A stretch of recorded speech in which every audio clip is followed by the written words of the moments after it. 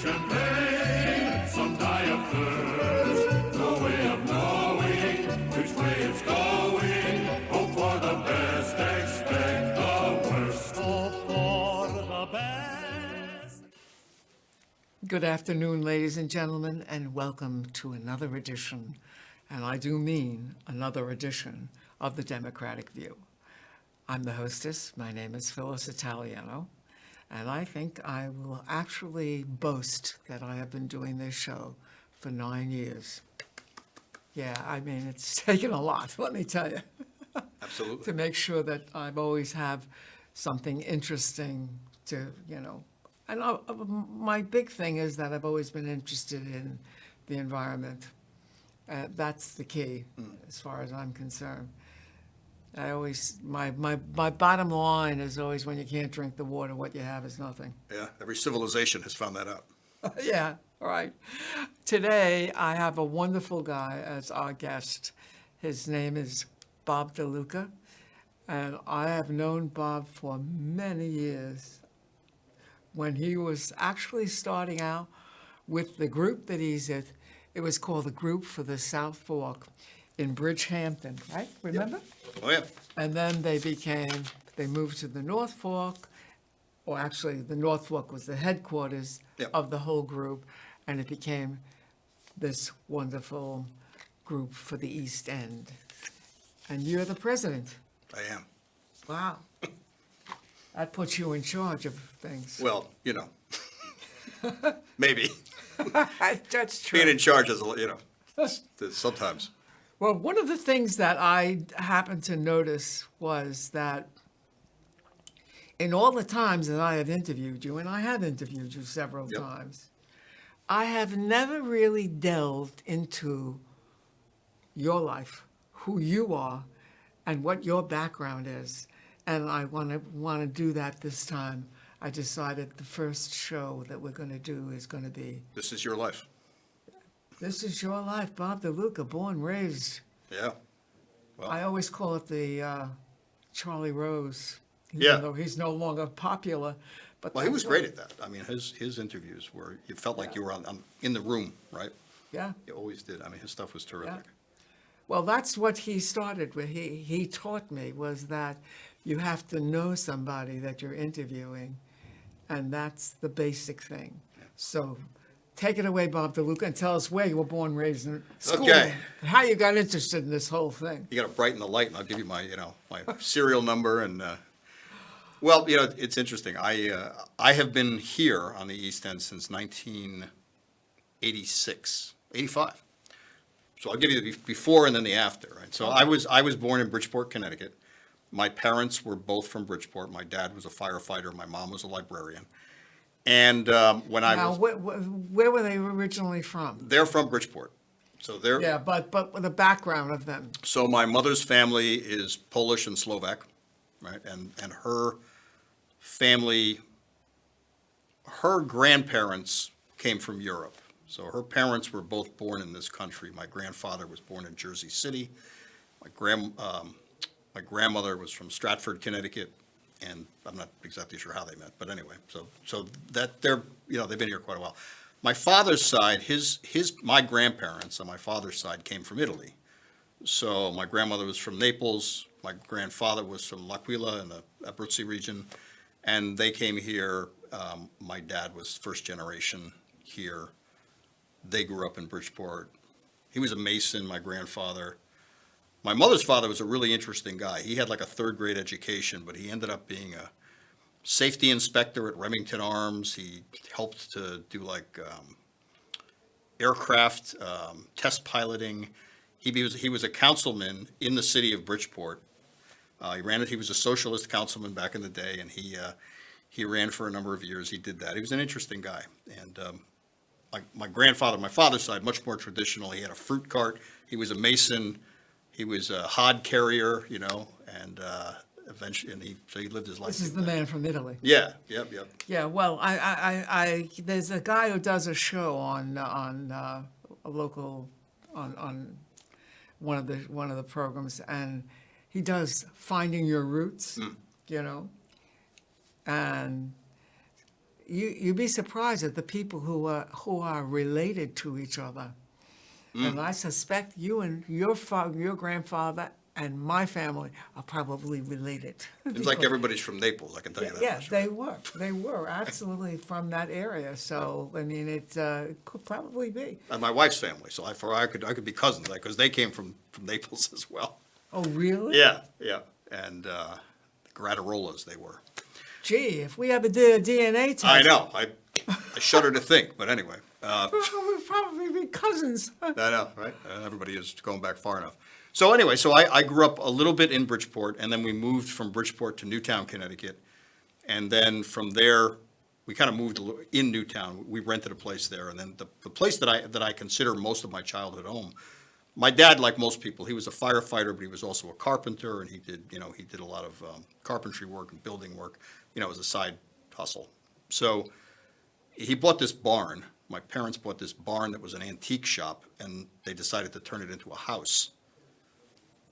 And Wow. I'll never forget my aunt, my father's sister cried when she saw it, because she was like, oh my God, what are you people doing? It was an old post and beam barn, literally still had cow stanchions in what became the basement.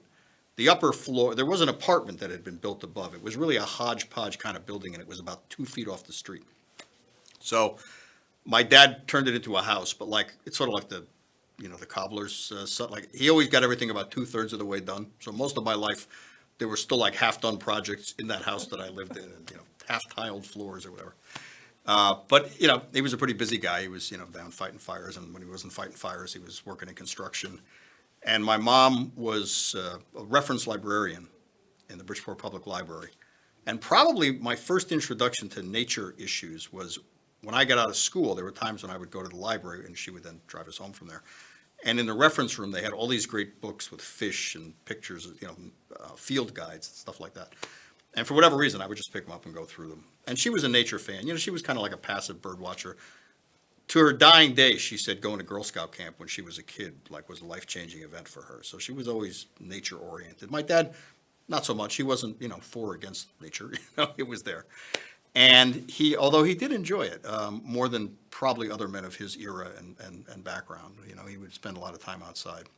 So anyway, so they put this house together, which I lived in. But behind the house, and the reason my mother really wanted the house is there was a meandering stream that went through the back of this property. The barn was perched on the edge of the road, and then there was a drop off, and it was acres and acres of wooded wetland swamp in both directions. It's called Lime Kiln Brook. And this brook was my stomping grounds as a kid. Me and the dog and whatever, we would just roam through those woods all day long, and I would spend a ton of time up there. And I was a pretty shy, probably a weird kid. And I just would go in there in the woods, and I would just hang out. And there was a really large Norway spruce, and I always have this cathartic story because my daughter, I never told her about it, but the first time she saw it, she climbed it. And I used to spend all my time in that tree. And I would go hang out up there. And, you'd be surprised what you see, right? So I took a real interest in that. My mom was, like I say, kind of a birder. And so I was very interested in biology and nature and what made stuff tick. So even when I got to high school, I went to a Catholic high school, and I was interested in biology and science and stuff like that. So I focused in that direction. I still really know what I wanted to do, like most people. And from there, I went to Fordham University, and I started out as a biology major. But at the time, and this is funny, I went to Fordham because, and people may not know this, across the street from Fordham is the New York Botanical Gardens on one corner. I know it. And the Bronx Zoo on the other corner. And what was the other one? So the Bronx Zoo is on one corner. And the Botanical Gardens, right? Absolutely. And then you have Arthur Avenue, which was great food, like I was used to. Arthur Avenue with the best food. Yeah. So I was like, of course, none of that has to do with the university, but those were the three primary reasons I probably went there. And I also wasn't a big fan of urban living or the city, and my mother told me I should wise up and see what it's like to live in an urban setting before I decided to denounce it. So anyway, that's why I ended up at Fordham. So I was a biology major. I started taking courses, and some of the courses were actually taught over at the Botanical Gardens, my ecology course. I did an internship at the Bronx Zoo, so I was in the mammal department, and I was mostly cleaning up after animals, which was really funny because everybody else in the internship classes was working on Wall Street. And I was like, well, I can tell you the difference between buffalo dung and, seemed weird. The zoo thing was amazing because you got up close to, like, I actually had like a female lion in my lap on the way to this like veterinary hospital that they had there because she was sick and had a stillborn cub or something. And I'm like, when is that going to happen again? You know? And I was like, oh my God. So they had tranquilized her and we took her to the That's so interesting because that's from the same area that I was so familiar with. you know the neighborhood, right? Well, Christopher Columbus High School was right there. Yeah, so And Grand I was Concourse. always going to those places. I mean, and Arthur Avenue, come on. Yeah, and a lot of kids, Fordham was, I don't know exactly how it is today, but back then, there were a lot of kids from Belmont, Arthur Avenue, that area, who went there, and their families were very strict, and if they had girls or whatever, they could go to Fordham, and that was it. Like, they weren't going to let them go away to school, right? And so I met a lot of kids that grew up there, and, my family background was similar. I mean, my Italian heritage seemed very similar in the way that we all family stuff that went on. And so that was kind of cool. So, it was a great place to go to school. The campus is beautiful if anybody's never been there. I mean, considering it's sort of like dropped from space in the middle of, at the time, the South Bronx was like on fire and it was kind of a mess. But those features really interested me. And then I got so interested that I said, this biology major is not giving me enough political science stuff. And I knew that I started arcing more toward environmental change and environmental protection than just sort of studying nature, right? So I created my own major, because they didn't have environmental science back then. Oh. And the way that the world works, oddly, Right, they didn't. I worked in the registrar's office as my work study job, and most of the time I was just like photocopying people's resumes and then handing stuff out on little IBM cards for registration. But one day I was just thumbing through the course catalogs, and I found that you could make your own major, which I didn't know. So you could create an interdisciplinary major if you got 3 faculty chairs to agree to this, and you had to write up some kind of a prospectus. And honest to God, not having any idea what I was doing with this, I did it. Like, I just went ahead and I said, I'm going to be an environmental science major. And working with these faculty members, we put together this curriculum that was balanced between natural science and really economics and policy and whatever courses we could cobble together that were related to environmental policy. And a couple of those faculty members were really instrumental in helping me believe that you could do something with this. So we stitched it all together, and I ended up with that as my major. And then when I graduated, I was so I'm coming close to graduation with this interdisciplinary environmental science major when all my friends are like studying to go to law school or whatever. The university has no idea what to do with me, and I'm like interviewing for jobs to sell people fake hips, like, I don't know, I was just looking for work. And this is God's honest truth. I'll tell you this story. I sit down after coming out of an interview with some guy I'm going to be, walking around trying to sell like prosthetic arms or whatever to just try to find some work. And I sit down, I slump down in the chair and I kind of close the door, and a book falls off the shelf and hits me in the head. It's God's honest truth. And it's the course catalog for the State University College of Environmental Science and Forestry at Syracuse, which Wow. I knew nothing about. Pick up the book, start looking through the book, and they have a graduate program in environmental science that marries natural science and public policy, and the whole idea is to get you into the world that I'm in now. But they were doing that already. At the time, Fordham was like, okay, this guy, environmental science, whatever. Now I see that they've But Syracuse was like a step ahead. yeah, I mean, they had this program up and running. That whole university was dedicated to natural resources and forestry and wildlife biology and stuff. So I went.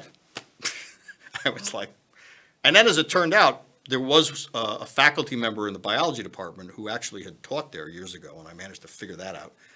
And he gave me some insight into what the school was like and what kinds of things went on there. And then through him, I found some faculty member to look after me so it was kind of cool. So anyway, so I ended up going there, and I had an interdisciplinary program there as well, which was really policy and natural science. And Carl Grossman, right? Of course. Okay, so Carl Grossman is the reason why I live on the east end of Long Island today. Carl Grossman came as a guest speaker to an environmental communications course that I was a teaching assistant in.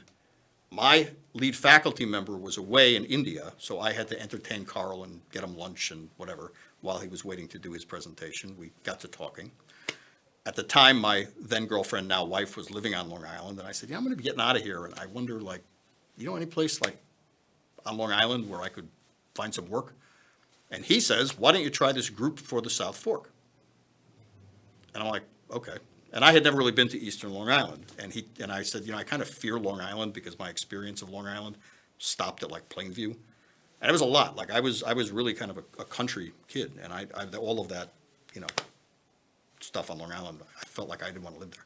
And he goes, no, you'd be surprised. So of course I come out, and it just so happened the group was looking for somebody at the same time. Now, what year was this? This was 1985. So by 85, Long Island was getting a lot of New Yeah. York City.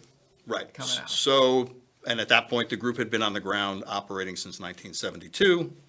I got hired. My first job out of grad school was at the group as an environmental analyst.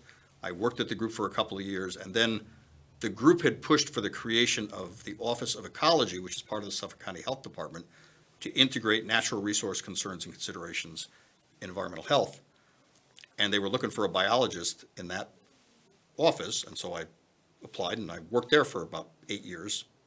And then I came back after that experience, back at the group, and I landed back at the group in 1992 as the director, now president, same thing. So serendipity has been like most of my entire career path, and I tell my kids this because they're always looking for direction, and I'm like, wait for a book to fall off the shelf and hit you in the head. And then hopefully you'll run into some guy who's going to live where you want to live, and he'll tell you how to. I mean, that's how my whole life went. Like I really didn't control much of it. So I believe, and when I taught at Southampton College, I say, look, it's like somebody hooked me on a line and pulled me through my life to this career. Really? Yeah, I didn't really have the foresight or insight, whatever you want to call it, to know exactly what I wanted to do. I knew I wanted to do something to bridge the gap between natural science, concern for conservation of natural resources, and the policy and people that are involved in making every decision that leads to the outcome. That's what I knew. How, where, all of that happened to me, not because of Well, me. you had a vision, and what you needed to do was to find a way to make that vision come alive and really work. Well, I'll also tell you, like, I think it had a lot, my own spiritual journey had a lot to do with the things that were happening to me that were like inescapably placed in front of me by somebody other than me. Even my wife, who worked in the bookstore. She was a commuter on campus. She lived in Pelham. And I walked into the bookstore and fell madly in love with her. And I used to like buy pencils and stuff pathetically to like try to get her attention. And now she's like, oh yeah, I totally saw you. She didn't. So I was like, so she ends up, I'm the RA on my floor. She ends up moving in across the hall. Total chance. She decides to move onto campus. Somebody in one of the suites across the hall had left a semester away or whatever. And Lisa moves in across the hall. So again, I'm like, okay, destiny, right? I guess that has to be my girlfriend. And this was at what's this is at Fordham. at Fordham? Yeah. Really? Wow. So like almost nothing in my life have I had anything to do with, is kind of the way I look at it. And you'd be surprised how many pluses there are to that. Like anything that I screw up, I'm like, well, I'm supposed to be doing this anyway. And I don't have like another plan. Like it wasn't like, oh, I did this thing, but I really wanted, I didn't. I really didn't know. And then I get into this stuff, and it's, you're involved in civic issues, it's a very, very interesting space, as people say, to see how the world works, right? Because 90% of what we see around us in this town and every other town is the result of thousands of individual decisions at planning boards and zoning boards and town boards Yes, over time. absolutely. And different types of leadership and different types of people and different external events that cause things to happen local, all of that. And I'm fascinated by that. I don't really even know why. So. As well as developers and entrepreneurs and all Oh, those yeah, kinds yeah. of And, it's the places, it's constantly on the move. The place is constantly changing. We're winning some places, losing other places, but it's very invigorating. There has not been a day of my professional life that has not been interesting. Honest to God, a couple at the county, but here it's, today, right? I'm dealing with a litigation issue and a restraining order in the morning, and then I'm doing an interview with WSHU about something else, and then I'm here talking to you. What a great job. It's terrifying to try to raise the money and stuff, but on the guts of it, in terms of what I get to do, I'm like on the floor every day, thanking the Lord that somebody thing, whatever you want to call it, decided that it would help me on this career path. Well, that's just an absolutely amazing story. It really is. And I do run into people that are like, you must have known from it. You wanted to. I didn't really know anything. Imagine a book falling on your head. Really. And I tell the story to people like, come on. But Lisa, she remembers when it happened. I mean, she's like my witness. I was like, you can't believe what just happened to me. And I took it. I stole it from the academic career office. And I was like, I got to take this book. And I took the book. And I went back to my room and I'm like, okay. It's either that or prosthetic arms. And that was an easy decision. So I'm very happy that it worked out, and I'm very honored to get to do this kind of work. And it's tough because when you do what we do, you are, every single thing that I drive by, I'm like, because I like half the pieces of property, now that I've kicked around for so long, there's some history to them. Oh, that project there, or that thing got built there, or how did we get this done? And after a while, where you don't succeed, it weighs on you. At the same time, there's a ton of stuff like this CPF and land protection and all these other different things that have happened. So there's, if you're keeping score, there's a lot of great things that have happened too, and almost every one of them.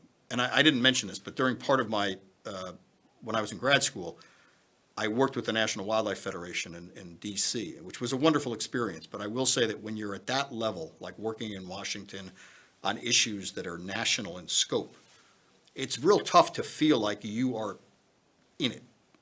Well, anything that has to do with Washington is always very, Yeah, I mean, because I went to school at American University in Washington, D.C., so I know that feeling of being in the federal government. Yeah. You really, I remember when the integration order came through and we had to integrate our schools, and there I was in the cafeteria of American University in D.C., and D.C. was a very segregated town with districts, You could drive in on New York Avenue when you go into D.C., and the African-American women would be washing the stoops, which were made of wonderful material. And it was such a segregated town. It was amazing that it was the capital of the United States and not integrated at all. Yep. And then finally, it did happen. Yeah. For I kind of remember that with the metro system. When I went to, and I lived in D.C., I was like looking at a map of D.C., and then I was looking at the metro as to where it did go and where it didn't go. And then somebody advised me there were places that didn't go because they didn't want it to go there. That's right. And, having used the subway system in New York, I mean, you could probably end up anywhere. I mean, that system it's a remarkable thing. Yeah, New York is very different from D.C. Yeah. And D.C. was a very segregated town. So I found this local piece was really fascinating because, you run into people in the grocery store or at some hearing you were at, you kind of know the people who are in leadership and much more personally. And, you feel more connected to the outcomes, I think, because you were like, you were right there when a decision got made, as opposed to you wrote about something and something happened in, Wisconsin or whatever it is, So I found that, that experience was helpful in teaching me that lesson. But yeah, so that's how I ended up, at the group. And then, of course, at the group from 92 till today, that's been 30 years, which is Well, we'll get into that one coming up, but the truth is that that's a very interesting background that you have, and it's amazing that you developed such vision and such insights into what we're dealing with. Well, it's very generous of you. I mean, I kind of feel more like I just really liked playing in the woods as a kid, and I figured it would be really good to get a job where I could do something that had something to do with that. Well, I mean, not everybody starts their life with a book hitting them on the head, Well, I always look at it in two ways. Either I like to look at it like I was called to this purpose because, I'd be good at it, or I was like so hapless that, the Lord was like, all right, you know what, here's the book. What else do we have to do? and we're going to hit you right on the head with it. And if you don't figure that out, see ya. Well, it's true that, sometimes there are things that affect your life. I know that where I went to high school was such an incredible area, such an incredible school. It's closed now, but it was unbelievable. Unbelievable. I was educated by the returning World War II veterans, I always tell you, and the Jewish liberals. Because over there on Eastern Parkway, there was a whole section of Jewish housing, all the big apartment houses and things. And that's where Christopher Columbus, my school, was. And I was so lucky that when I went to college, I was just already educated. Right. I was really educated from this wonderful high school that I went to. I don't know if those kinds of things still exist. Yeah. Well, as I was telling you earlier, my niece and nephew went to the same high school that I went to. And I think they did a very good job there. And those kids also demonstrate that with the right kind of, they both have done exceedingly well, I think, because of it. I remember also those kids from Bronx High School of Science. Those guys. That was right near me. I was like, why are they here? Like, they should be starting in grad school. They were brilliant kids. Well, thank you very much for coming and telling us all about you, because Thank you for that's asking. something I said I never really talked to this guy about who he is and what his background is. Now you know. I didn't know you were from Connecticut. Yeah. I thought you were from, the east end of Long Island. No. Well, thank you very much for coming, and we're going to go on and talk more about you and Yeah. what you have to say about where we are. All right. Well, thank you. Okay. Good to see you. Always good to see you. Yeah, it is good to see you, by the way. One of the nice people that I get to deal with, Thank you. and a guy who has a vision, and that's important. That is important. You'd be surprised how many people don't have any vision. All right, thank you for coming. Thanks. Okay.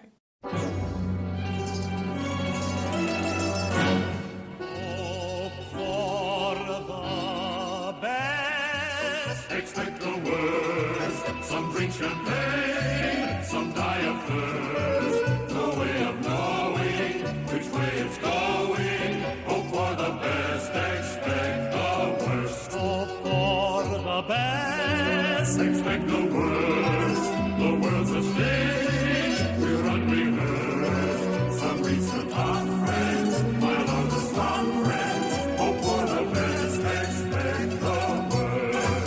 I knew a man who saved a fortune that was splendid. Then he died the day he